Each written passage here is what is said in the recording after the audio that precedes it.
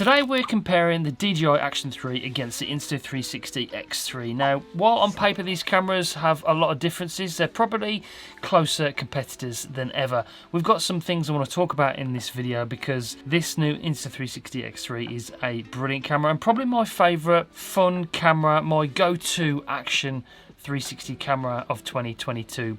By far, probably one of my favourite cameras this year. The Action 3 is something I've picked up recently. It's had its fair share of bad press, so we're going to test it out and see what it's like in this video against the X3. Before we jump into the footage and all the price and stuff like that, let's just talk about the specs both of these cameras have quickly. The Insta360 is a little bit bigger because it's a bit of a different design. It's a longer design. It's 114mm by 46 by 33 versus the 70.5 by 44 by 32.8mm of the Action 3. The Insta360, of course, is a 360 camera as well. It has dual half-inch sensors on these two lenses for 360 footage. The Action 3 has a 1/1.7 inch sensor, which will make it good in low light, but it's not quite the half-inch sensor that we see on the Insta360 X3. The Insta360 X3 is 180 grams versus 145 grams of the DJI. Both have similar battery sizes, 1800 mAh battery on the Insta360 X3 and 1770 on the DJI Action 3. Now, the Action 3 does have a claimed 160-minute runtime, but I've been getting nowhere near close to that in my testing and my use of this camera over the last couple of weeks. The X3 in comparison has 81 minutes because of that slightly bigger battery life. They are both waterproof. The X3 10 meters without any dive case or anything. You can extend that down to 50 meters with the dive case. I'll be doing a video about those accessories coming really soon, so if you're new to the channel, consider subscribing up there, press the bell so you don't miss any future uploads. While you're here, give this video a like, it really does help.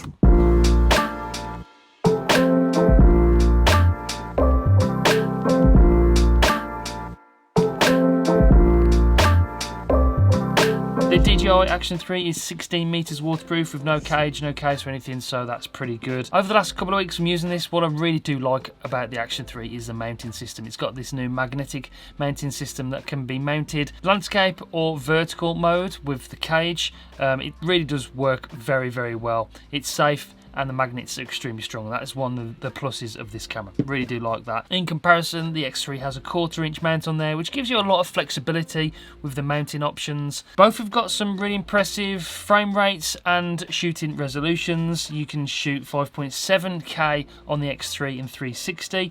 They've just introduced a firmware update, which has introduced slow motion 360 footage as well. A lot of people have been asking for slow motion back on the X3 and they've just updated that. And we've got 4K single lens mode for just general action camera stuff, similar to the Action 3, which has 4K 60, 25 and 4K 120 slow motion. We'll test that out as well.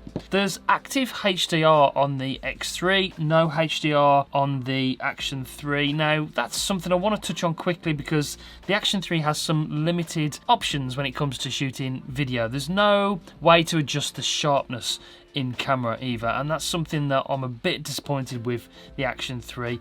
There's no HDR option, it's just straight video. Now, this is the cheaper camera, but there's no sort of advanced shooting modes, which is a little bit disappointing. Okay, enough talk about specs. We can talk about specs all day, but you want to see some footage, some side-by-side footage of what these cameras look like and the different modes that they shoot in, the advantages, the disadvantages that both of these cameras have. So let's get about, shoot some footage and see what we can create. So, price-wise, Insta360 X3 is £429, the Action 3 is £309, but there's a big but. Yes, the Action 3 is cheaper, but it is just an action camera with a fixed lens. The Insta360, you're effectively getting two cameras in one. You're getting that single lens mode, just like this. In fact, you're probably getting three cameras in one. You're getting single lens mode, you're getting MEMODE, and then you're getting a 360 camera, which is, you know, pretty amazing. The fact for another £120, you're getting one of the best 360 cameras on the market. Two half-inch sensor lenses on this for 5.7K 360 footage. So the Insta360 X3 is a capable action camera, really capable. You've got flow state stabilization and it can be mounted in several different ways. Unlike the X2 Steadicam mode, this can be held in any orientation and it gives you this 16:9 look. You can of course crop that in the studio to different sort of ratios if you want to. But so that's the advantage the X3's got over the Action 3. Both recording in 4K 25 frames per second. So this is sort of what it looks like. Picture quality, you be the judge, you be the decider, you let me know what they look like. The theme of this video as we go on is pretty much having that capability of 360 footage is really handy in a lot of situations and gives the X3 a bit of an advantage when it comes to shooting video full stop.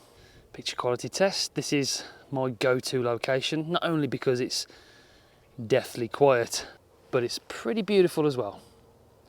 So we get some sick pictures, we get a good comparison between highlights, lowlights, colours. We've got the blue of the sky when it's nice, and we've got the green of the grass, the trees, and everything is like a good test, and you get sort of a representation of what the picture should look like, or does look like, straight out of the camera in these sort of nice, semi-nice conditions anyway today. It's a bit cloudy today.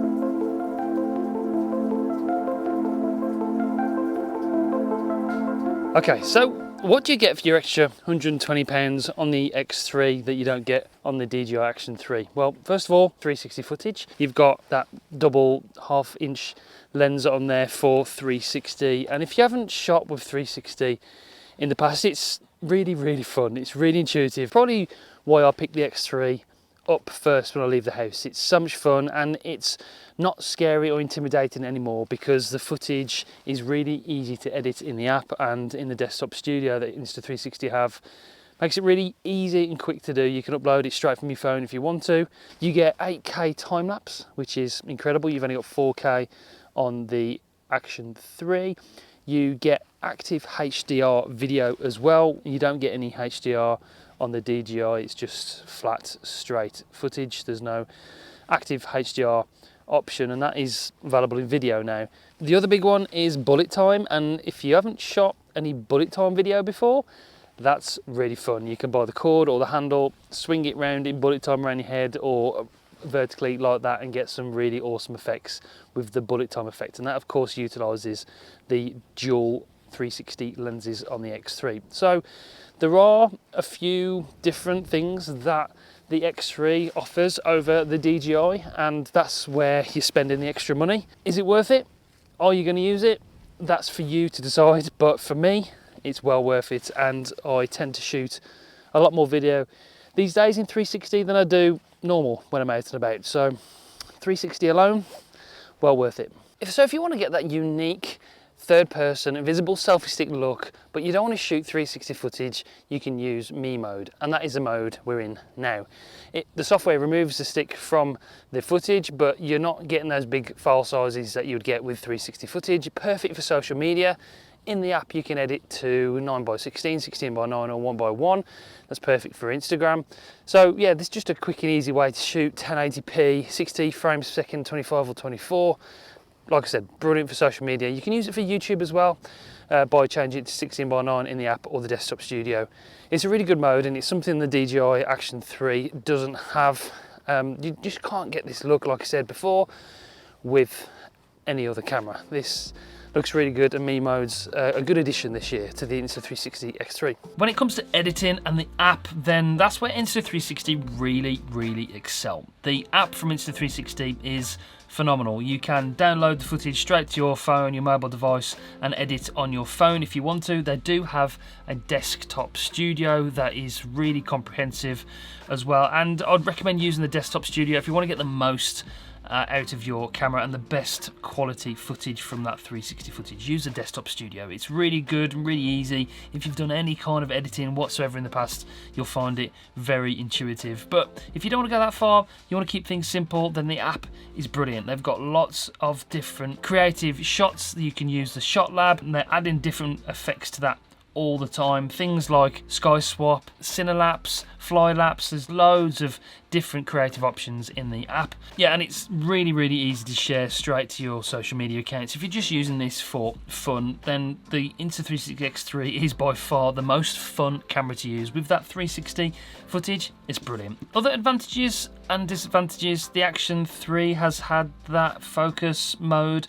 I'm not sure if it is really a focus problem. I've got to do some more testing in future videos, but I think it's just a really soft image. And like I said, there's no inbuilt sharpness adjustment inside the camera, so it just comes as is, and you can't really change around with the footage. You can change the white balance and the picture profile and things like that, but there's no real options to change the sharpness, and I think that's where the problem lies. It's just a very soft image, and I think if you could up the sharpness, then maybe that would solve the problem.